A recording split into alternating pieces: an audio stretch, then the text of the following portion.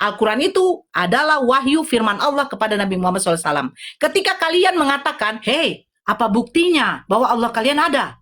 Apa buktinya Al-Quran itu memang wahyu dari Allah? Apa buktinya? Siapa saksinya bahwa Nabi Muhammad SAW yang menerima wahyu yang disampaikan malaikat Jibril? Surat Al-Baqarah ayat 23 sudah dikatakan, kalian yang meragukan Al-Quran, buat satu surah. Ayo. Buat satu surah yang semisal dengan dia. Bisakah kalian membuat harokatnya begini, tasjidnya begini, tanwinnya bagaimana? Bisa apa tidak? Silakan. Saya sudah jawab.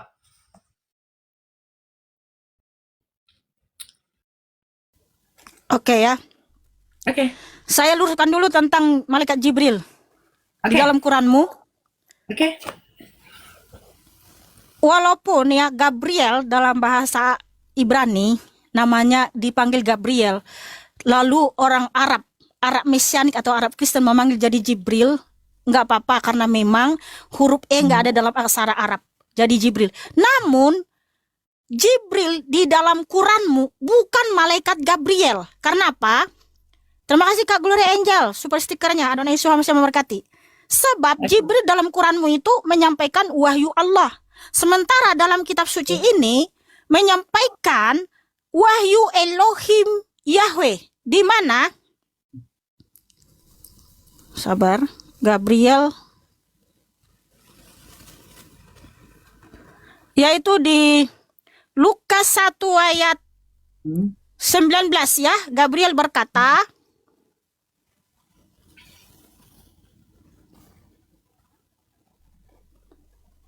Lukas 1 ayat 19, akulah Gabriel yang berdiri di hadapan Elohim dan aku telah diutus untuk berbicara kepadamu dan menyampaikan kabar baik ini kepadamu. Nah, siapa Elohim yang mengutus Gabriel? Udah diam dulu. Aduh, iya. Kan berbeda, makanya siapa Jibril dalam Quranmu gitu loh. Diam dulu, jangan panik dulu ya Tuhan. Itulah ini kalian ini selalu panik duluan. Lukas 1 ayat 19, Gabriel itu diutus oleh Elohim.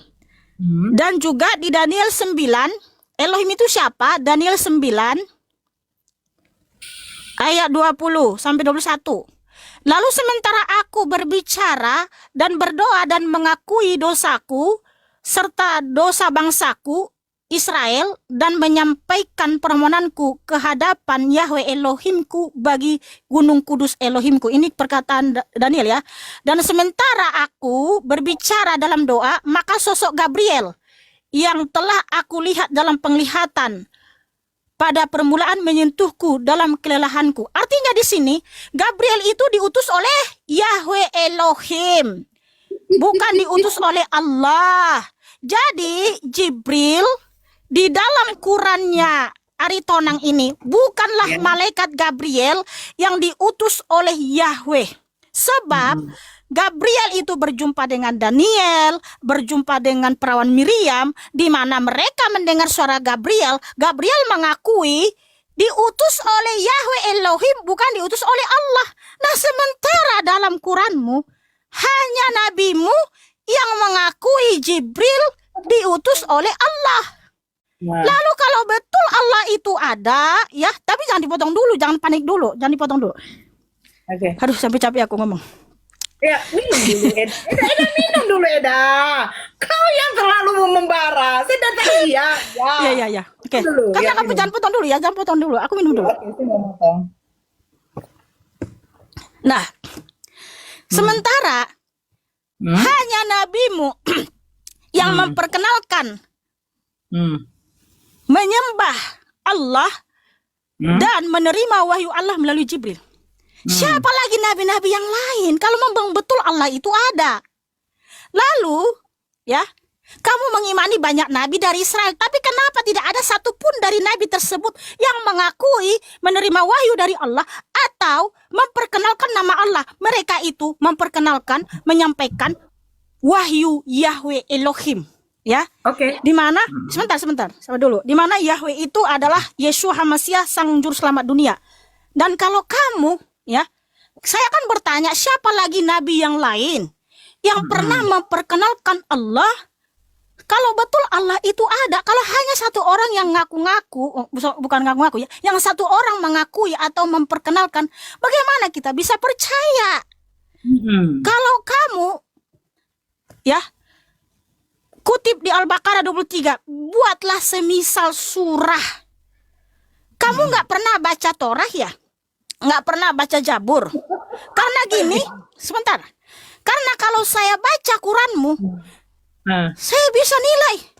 Karena apa? Ketika saya baca Quranmu, banyak sekali isi Quranmu ada di sini.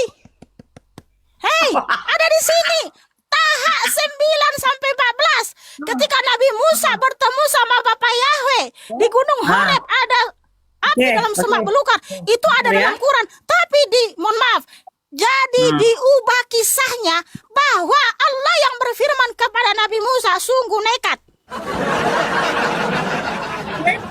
Sementara Nabi Musa mengakui di dalam tulisannya bahwa dia berjumpa sama Yahweh Elohim, bukan sama Allah. Lalu di dalam kitabmu yang lain ya, di surat As-Saffat ayat 139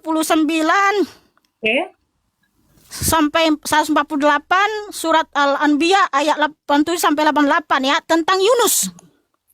Nabi Yunus yang ada dalam perut ikan, betul nggak? Ya silakan lanjut aja, lanjut aja. Itu sudah dicatat di sini. Nabi Yunus itu dia masuk dalam perut ikan atas kuasa Bapa Yahweh Elohim Maha Kuasa, bukan atas kuasa Allah. Kalau kamu bilang buatlah semisal surah. Loh, makanya cantik baca Taurat, Jabur dan Injil. Ketika saya baca Quranmu, isi Quranmu itu banyak sekali isinya sama dengan di sini, tapi bedanya apa? Bedanya kok jadi Allah yang berfirman kepada nabi-nabi tersebut. Artinya isi surahmu di dalam Quran itu banyak sekali. Sabar dulu. Isi Quranmu, surahmu itu, surah-surah dalam Quranmu, sudah banyak di sini. Ini kitab suci ini yang terlebih dahulu menuliskan itu, memberitahu kepada dunia. Tetapi yang berfirman kepada nabi-nabi tersebut adalah Yahweh Elohim, Yeshua HaMashiach, bukan Allah. Terbantahkan apa kata kitabmu? Buatlah semisal surah. Loh, isi kitabmu itu sudah banyak isinya di sini. Nah, begini cantik, kalau betul Allah itu ada, satu saja nabi yang memperkenalkan Allah. Kalau betul Allah itu ada, kenapa hanya nabimu yang memperkenalkan Allah? Ya silakan jawab.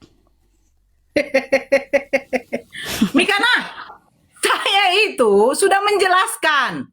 Ya, kalau kamu sekarang begini loh. Kita lari ke Gabriel. Gabriel itu apa? Seorang malaikat atau bukan? Kamu katakan tadi di dalam kitab kami nggak ada malaikat. Ternyata ada. Gabriel, bentar, saya langsung counter. Saya tidak pernah bilang di dalam kitab kami nggak ada malaikat. Justru kitab kami terlebih dahulu yang memberitahukan kepada dunia bahwa ada malaikat Gabriel, malaikat Mikael dan lain sebagainya. Jangan kamu bilang seperti itu cantik. Jangan kamu putar balik ucapan saya. Tunggu dulu. Sekarang begini, yang kamu jelaskan sama saya dari tadi, yang mengutus malaikat Gabriel, saya tidak tanya siapa yang mau mengutus. Sekalipun maaf ya, kampret pun yang mengutus, saya tidak tanya. Yang saya bilang tugasnya malaikat Gabriel itu apa? Yaitu penyampai wahyu. Sama seperti kalau di dalam bahasa Arab, itu kan bahasa Ibrani. Makanya kalau Elai menggunakan kata Allah, kita minta bahasa Ibraninya alif lam lam ha itu apa? Bahasa Yunaninya alif lam lam ha itu apa? Nah, masalahnya alif lam lam ha itu adalah bahasa huruf hijaiyah yang digunakan yang digunakan umat muslim. Kan begitu. Nah, kalau Gabriel bahasa Ibraninya, terus bahasa Arabnya apa? Jibril. Nah, tugas malaikat Gabriel sama-sama artinya apa? Menyampaikan wahyu. Saya sudah jelaskan tadi di dalam surat Asy-Syura ayat 51, Allah mengatakan tidak ada yang bisa berbicara kepada Allah. Manusia satu pun tidak ada yang bisa berbicara kepada Allah kecuali perantaranya. Siapa perantaranya? Yaitu nabi dan rasul yang menerima wahyu. Bagaimana cara Allah menyampaikan wahyu? Nah, itu ada berbagai cara. Pertama, melalui belakang tabir, yaitu Nabi Musa. Bahkan Nabi Musa pun tidak pernah bisa melihat bagaimana sosok Allah. Nah, terus yang kedua, melalui malaikat Jibril. Malaikat Jibril menyampaikan wahyu kepada Nabi Muhammad. Bukti Allah tuh ada. Bukti wahyu itu yang diterima oleh Nabi Muhammad itu ada. Yaitu apa? Al-Quran. Makanya saya kembalikan ke dalam surat Al-Baqarah ayat 23 dengan 24. Apa dikatakan? Allah menantang kepada orang-orang yang meragukan Al-Quran. Apa katanya? Buatlah ayat semisal itu. Buatlah surah semisal Al-Quran itu. Kalau memang tidak ada yang bisa membuat itu, dikatakan bertobatlah kamu di ayat 24-nya. Ada nggak orang yang bisa membuat semisal Al-Quran? Tidak ada satupun, Mikana. Bahkan ya, kalau kamu katakan, Nora, di dalam kitab kami ini, itu sudah banyak, dan di dalam Al-Quran kamu itu seperti seolah-olah menjiplak. Oke, saya terima. Nih, saya bacakan sama kamu. Oke ya, saya bacakan sama kamu. Duh, ini nih jaringan. Nah, sekarang saya bacakan sama kamu. Di dalam surat At-Tur ayat 6. Dan laut yang di dalamnya, tanahnya ada api. Itu satu. Adakah di dalam Bible kamu ada laut di dalam adakah di dalam Bible kamu laut yang di dalamnya ada api? Terus yang kedua. Di dalam surat Al-Fatir ayat 27. Surat Al-Fatir ayat 27 apa dikatakan? Tidakkah kamu melihat bahwasanya Allah menurunkan hujan dari langit lalu kami hasilkan dengan hujan itu buah-buahan yang beraneka macam jenisnya. Dan di antara gunung-gunung itu ada garis-garis putih dan merah yang beraneka macam warnanya dan ada pula yang hitam pekat. Ada enggak? Seperti yang dikatakan ada seperti gunung begitu. Ada. Kalau gunung pelangi, Zhangye, Dangxia, Cina, itu ada. Gunung pelangi. Terus yang berikutnya. Ya, nih, di dalam surat Al-Anbiya ayat 33. Dan dialah yang telah menciptakan malam dan siang, matahari dan bulan, masing-masing dari keduanya itu beredar di dalam garis edarnya. Ada nggak tertulis seperti itu garis tata surya? Nggak ada, Mikana. Terus terbentuknya air hujan. Di dalam surat Ar-Rum ayat 48-49. Allah, dialah yang mengirim angin. Lalu angin itu menggerakkan awan dan Allah membentangkannya di langit menurut yang dikehendakinya. Dan menjadikan bergumpal-gumpal, lalu kami lihat hujan keluar dari celah-celahnya. Maka apabila hujan itu turun mengenai hamba-hambanya yang dikehendakinya, tiba-tiba mereka menjadi gembira. Dan sesungguhnya sebelum hujan diturunkan kepada mereka, mereka benar-benar telah berputus asa. Terjadinya penguapan dari air laut menjadi awan. Apakah ada di dalam Bible kau? Oh, tidak ada, Mikana. Ledakan raksasa atau Big Bang. Saya bacakan lagi. Surat Al-Anbiya ayat 30. Dan apakah orang-orang kafir tidak mengetahui bahwasanya langit dan bumi itu dahulu adalah suatu yang padu. Kemudian kami pisahkan keduanya. Dan dari air kami jadikan segala sesuatu yang hidup. Maka mengapakah mereka tidak beriman? Terus ini lagi. Sungai di dasar laut. Sungai di dasar laut ya. Surat Al-Furqan ayat 53. Dan dialah Allah yang membiarkan dua laut mengalir berdampingan, yang satu tawar dan yang segar dan yang lainnya asin. Dia jadikan antara keduanya dinding dan batas yang tidak tembus. Kedua laut tidak bisa bersatu. Oke, yang ini yang berikutnya lagi. Satu lagi ini aja. Surat Al-Insan ayat 20 ayat 2. Apa dikatakan? Adakah di dalam Bible kamu seperti ini? Sesungguhnya kami telah menciptakan manusia dari setetes mani yang bercampur. Kami hendak mengujinya dengan perintah dan larangan, sehingga menjadikan dapat mendengar dan melihat. Adakah di dalam kitab kamu mengatakan bahwa sperma laki-laki ketika membuahi sel telur akan menjadikan seonggok daging, ataupun dikatakan janin? Ada nggak? Adakah diterangkan seperti itu? Bahkan di dalam Bible kan diterangkan seperti ini. Sebentar ya. Ini jangan melebar kemana-mana dulu. Bentar. Jangan melebar. Sebentar. Nora Aritonang, jangan melebar. Jangan ganti topik. Ya, tunggu dulu. Saya dari tadi nggak ada. Tapi kan tadi kamu mengatakan di dalam kitab kami itu sudah dijelaskan semua. Tetapi kenapa kitab kamu seperti kayak menjiplak kitab kami? Kan begitu. Makanya saya jelaskan. Kalau di dalam Ayub 10 nomor 10, kau mungkin ayahku menjadikan aku dan kau besarkan aku dalam rahim ibu. Sebentar ya. Nih, Ayub 10. Kita compare-nya di situ karena kamu mengatakan bahwa kitab kami itu mengapa gitu loh. Bentar ya.